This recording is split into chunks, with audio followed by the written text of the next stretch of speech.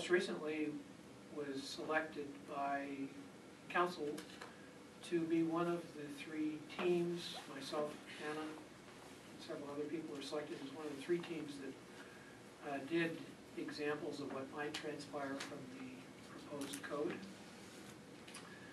I'm also a LEED certified professional, so a green professional,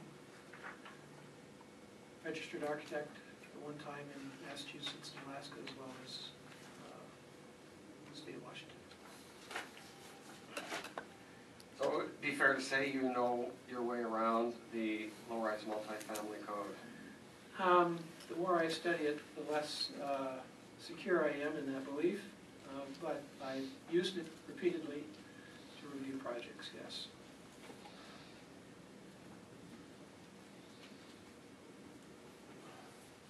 As I recall, you're one of the individual appellants here, is that correct? That's correct.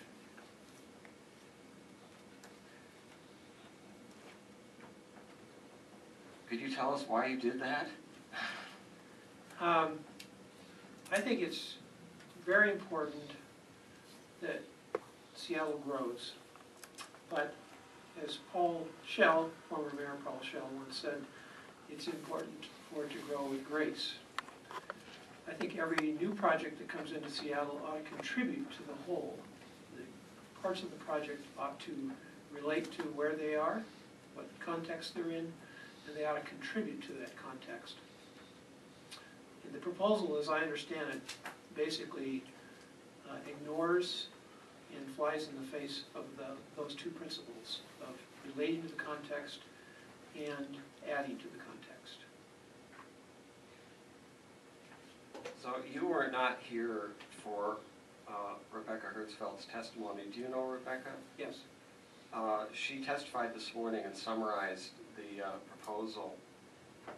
Just to be sure we're on the same page, could you give a 1-minute synopsis of your understanding of what this proposal does? The proposal, as I understand it, makes the code far more complex, while at the same time reducing the elements of the code that actually control development in an understandable, clear and transparent way. It makes the code more complex and therefore will, I believe, result in less sophisticated buildings, less high-quality design. Could you go into that last point? Why would more complexity?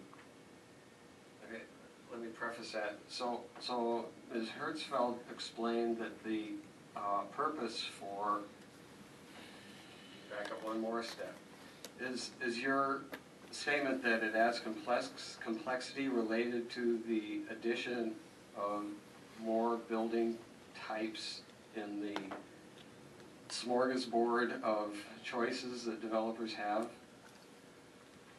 In the current multifamily code, there are basically 5 categories that relate to low-rise.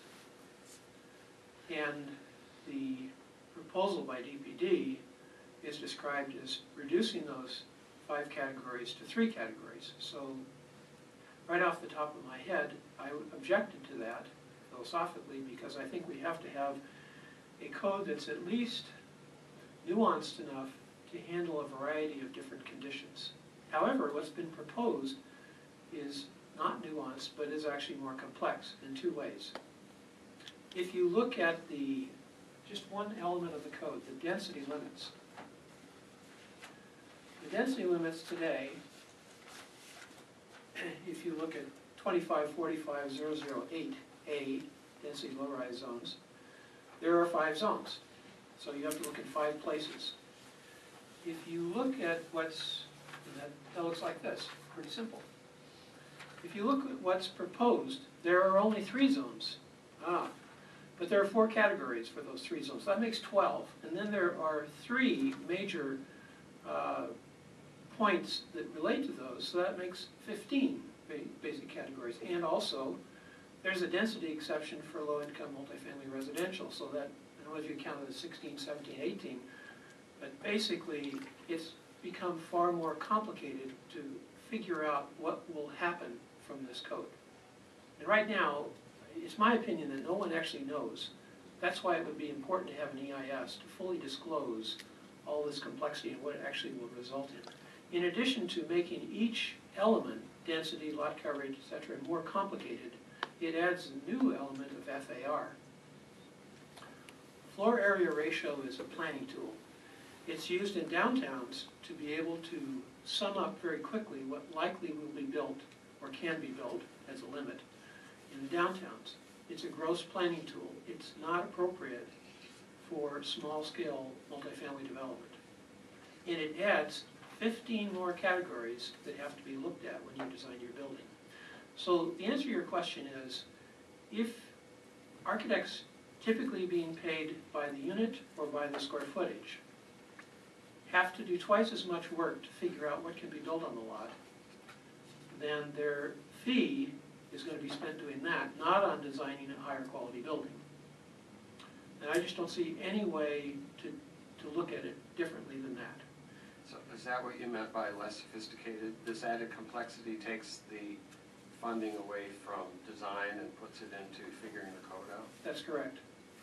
So for example, today, you can take your unit lot density and know exactly what's going to go in every lot.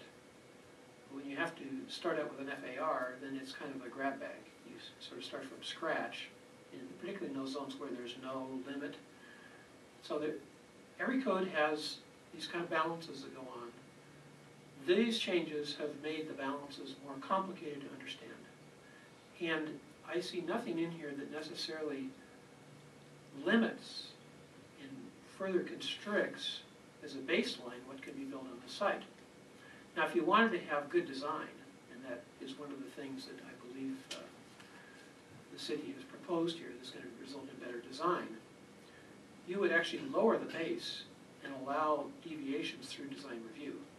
In this case, they've increased the base, so it's not clear to me what design review would actually do at this point. You have to have the nexus between the base that people want to get over and a system of allowing review to see whether that results in a better design or not. So, in essence, you're saying that design review doesn't work when there's nothing to give? That's right, and that's basically what's happening in the neighborhood commercial zones.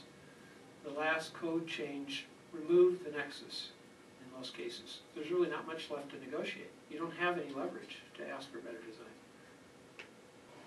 Now, the important thing about these photographs, and the reason I took these photographs, is they begin to show the critical importance that trees play in mitigating the bulk of a very ordinary building. The lower building here on Whitman Avenue was designed with a very elaborate entrance relating to upper level decks. But during the construction, they found a spring on the site. They spent extra money doing the spring. They took off all the balconies. The whole entrance just went away. It was just bare like the upper photo. Fortunately, because there was a large setback relating to the adjacent buildings, there was room to plant trees, and those trees have grown. And so the bulk of the building is mitigated by the trees.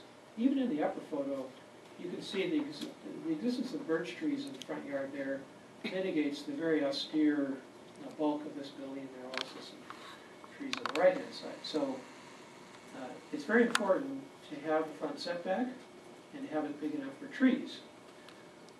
SDOT tells us you need at least 7 feet for a tree, and I think most arborists would agree that's probably too small because the width of the planting relates to the size of the tree.